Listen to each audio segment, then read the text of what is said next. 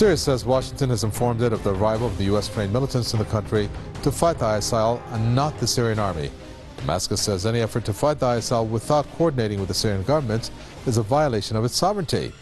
Meanwhile, Turkey has announced that it was ready to begin a comprehensive fight against the ISIL terrorists in Syria alongside the United States.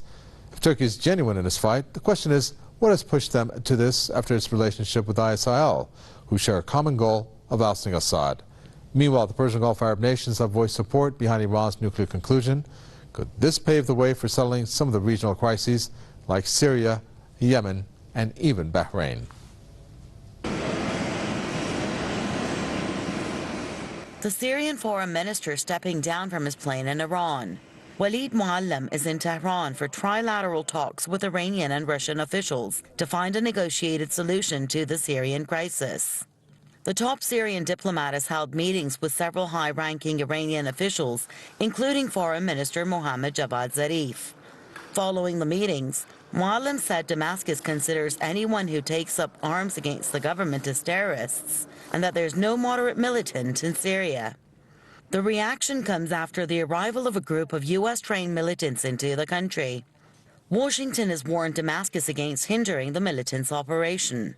But we've made clear that the Assad regime should not interfere in the ongoing efforts of the United States and our coalition partners to execute a strategy that to degrade and ultimately destroy ISIL. Syria says it considers the move as a violation of its sovereignty. Several days ago, it was revealed that a group of U.S.-trained militants landed in Syria through Turkey. The U.S. has also intensified its aerial campaign in Syria by conducting the first armed drone missions out of Turkey's Incirlik Air Base last weekend. Washington is also planning to add manned flights from the Turkish air base. Turkey and the U.S. have also agreed to a so-called safe zone along the Turkish border. It's now an open secret that Ankara and Washington are working together to oust the Syrian government. Turkey has weighed in heavily on the side of the West in the struggle against ISIS and therefore, interfered in Syria because it's just lent America its main air base to launch strikes, which has helped the American Air Force considerably. Ankara's policy toward Damascus has triggered widespread condemnation. Russia has warned Turkey to change its policy toward the Arab nation. Iran has also stressed the need for a political solution to the crisis. Tehran has already presented a 4-point plan to combat terrorism and extremism in the region. Over the past 5 years, the U.S., Saudi Arabia, and Turkey have spared no effort to topple the Syrian government. But with growing calls for diplomacy, it's high time these countries stop funding the terrorists and considered a negotiated solution. Our guest for this edition of the debate, author and historian Webster Tarpley, joins us from Washington. We have former assistant to the U.S. Secretary of Defense Lawrence Korb, who also joins us from Washington. Gentlemen, welcome. I'll start with you first, Lawrence Korb. Let me ask you what you would do if you were the Syrian president and Washington informs you that it's going to have these U.S.-trained militants come into the country to fight the ISIL, and that if he and his forces in any shape or form were to come and target them, that he would fire on the Syrian forces, and at the same time they're going to have this area of Syrian soil be liberated from these ISIL terrorists? Well, I think it's a sensible policy because you're not going to get any people to volunteer to come into Syria to fight ISIL if they think they can be attacked by someone else. Up to now, it's been attacked by the al-Nusra Front has attacked them in addition to ISIL. And I think it was to send a warning to the Assad government that it should not attack them. But the policy of the president basically is defensive. Only if Assad's forces attack the people that we've sent in will they stop the attack. But they're not going on the offensive against the Assad government. In the meantime, Webster Tarpley, we have Turkey in the picture. They're saying now they're going to really, genuinely fight these ISIL terrorists. And of course, it involves these U.S.-trained, what they call rebels or fighters. that are going to be on the ground. I think there were 60 of them, if they're still there. I'm sorry, I stand corrected. I think about 10 or 15 of them got arrested, or not arrested, but they got kidnapped from these Jabhat al-Nusra terrorists. How do you see this whole thing, first of all? Turkey's, the rebels on the ground, as they would like to call them, with the U.S. giving air cover using Incirlik Air Base.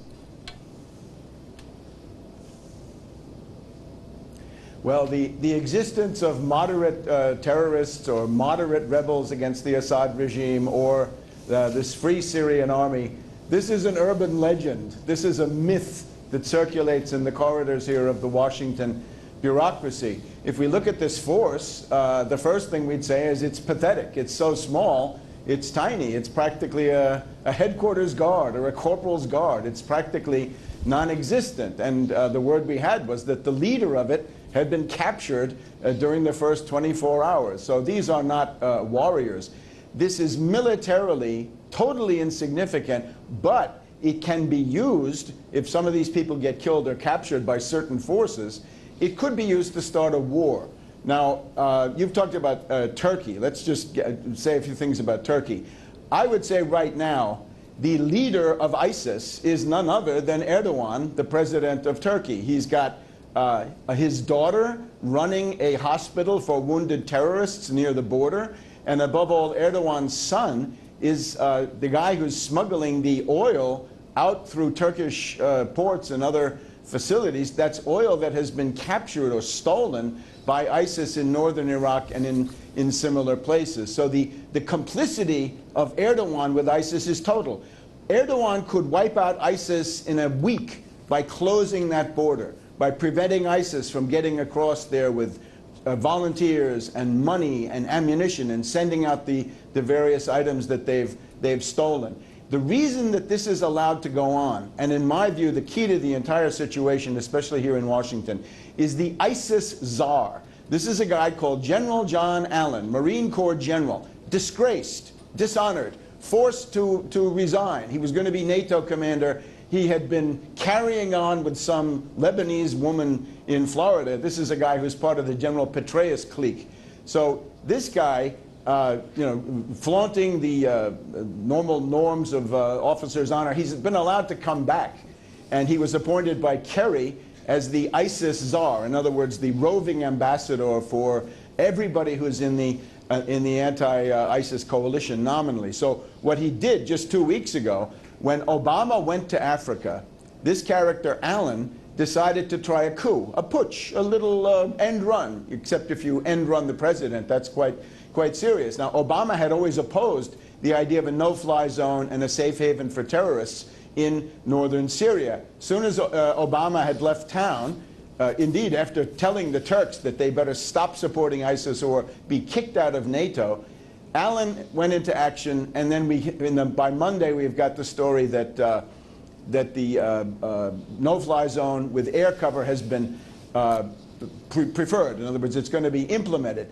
This is against what Obama's been demanding. But you see how powerful Allen is, because he's got a lot of these foreign countries, Turkey, Saudi Arabia, and so forth, and he's also got his networks, Petraeus and all of these other people. So we've got a situation now where this could easily escalate into something much more dangerous. Right now you could say 65 people, that's a bad joke.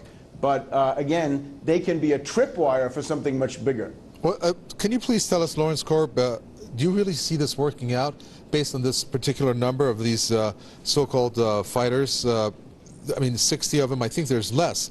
I understand Jabhat al-Nusra has taken some of them away. How does the U.S. and Turkey plan to fight the ISIL terrorists given this low number? It doesn't sound realistic to try to fight these terrorists. Do you agree? Well, the goal was to train 3,300 of them, basically, and also to vet them to make sure that we wouldn't have the same thing that happened back when some of the GCC countries in Saudi Arabia were training people to fight Assad, and then they went over to the ISIL side. So they've been very, very careful about who they let in. This is the first tranche of people who will be in. It is not a very significant number, but I think they wanted to let ISIL know that there's going to be ground forces, because you can't beat ISIL just from the air, as we've been trying to do. Hopefully, you'll be able to get more of the people in, but you'd compound the problem if you sent people in and then they joined ISIL, like some of the ones that were trained a couple of years ago by the GCC countries and Saudi Arabia to go against Assad. I'd like to get a reaction, Webster, Griffin, Tarpley, because this needs to be mentioned about what the Russian president has told the Turkish ambassador, and I'm quoting here, "Tell your dictator president," in reference to Erdogan, "that he can go to hell. Along with the ISIL terrorists, I will make Syria a big Stalingrad for him." Well, I think two things are at work there, right? We've just had a public spectacle, really, where an envoy of the Turkish government has cavorted with a group of Tatars from the Crimea, in other words, area that has now been repatriated to Russia, to whom it belonged for centuries before that. So what you've essentially got is Erdogan, the president of Turkey, and again, in my view, the dominant figure, the spiritus rector of the entire ISIS and terrorist constellation, right, along with some people in Saudi Arabia, perhaps. They're threatening terrorism in Russia, in an integral part of Russia, Crimea.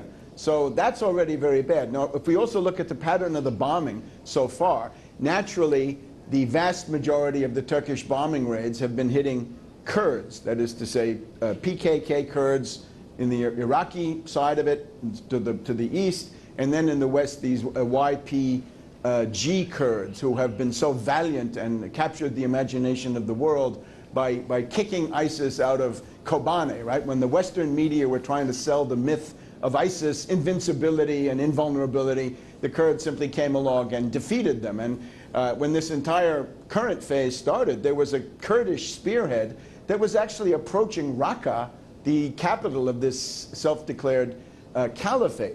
So all of that's going on. But if we look at the pattern of the bombing also seems to be designed to shift the center of gravity of the Kurdish operations, weaken them, but then push ISIS to the east. Push ISIS towards Iran, and of course also towards what? The Russian border, towards Chechnya or other nearby areas. In other words, there's a strategic element with ISIS, which Western commentators have completely ignored, that it's an anti-Iranian, anti-Russian operation, and it could be used conceivably against others. Right? Think of Tamerlane, right? Tamerlane the Great, back in the 1400s, and how he went all over these areas with technology far inferior to what we have today. The warning from Putin shows that the coup d'etat by General Allen here in Washington 2 weeks ago is indeed strategically extremely dangerous. The reports we have coming from the Fars news agency, coming from Press TV, coming from Al-Manar, coming from some others now, include this idea that there's been a clash, diplomatic clash between President Putin and the Turkish ambassador, and Putin gave the quote that you said, "Go to hell along with your ISIS puppets." The threat then was that there would be a new Stalingrad, or big Stalingrad, for these terrorist fighters in Syria, the ones that are backed by Turkey and Saudi Arabia, as everybody knows. Putin implied that China and Iran would also contribute to this line of events, and that those countries primarily would try to find a peaceful solution, since this has been sabotaged by Erdogan and Allen and other forces in the West. But think of it, an ultimatum by Russia to a NATO member. This is a very rare event. This is a very serious event. Naturally, it's not going to be confirmed. This is something along the lines of the trip of Prince Bandar to Russia right before the Olympics, when Bandar went to Moscow and he said to Putin, "Stop supporting the Syrian government. Stop supporting Assad, or I'm going to unleash terrorism against you." These are things that don't get confirmed. It would be embarrassing indeed for Russia to have to answer, why are you making ultimatums to NATO countries at the present phase. That would not be a good thing. But I am convinced that that happened, and that people here in the United States ought to to pay attention to it. There's a hashtag on the Twitter part of the internet where you can contribute. It says hashtag Fire Allen for ISIS. Okay, let's look at the other side of the coin here, Lawrence Corbin. Maybe you could explain this. We have we had what the Russian president said to Turkish ambassador, not confirmed maybe, but we have the Russian foreign minister Sergei Lavrov, who said that Russia and the United States agree on the need to combine efforts in combating the ISIL terrorists, but they so far do not have a specific approach towards this. Syria's foreign minister Walid al-Muallim in Tehran has also said that we would like to fight the ISIL with the U.S. in cooperation, with U.S. getting permission from us to do that, which they haven't. And then we had what happened with Kerry's visit to Qatar, of which I don't know if I should relate this or not. You tell us, Lawrence Corb, where the Persian Gulf Arab nations came out supporting Iran's nuclear conclusion. Do you see there a sense of connecting these dots, perhaps, that they're related somewhat, that maybe signal that perhaps with the involvement of Iran there could be an end game in sight regarding crises in the region, like Syria, like Yemen, like Iraq?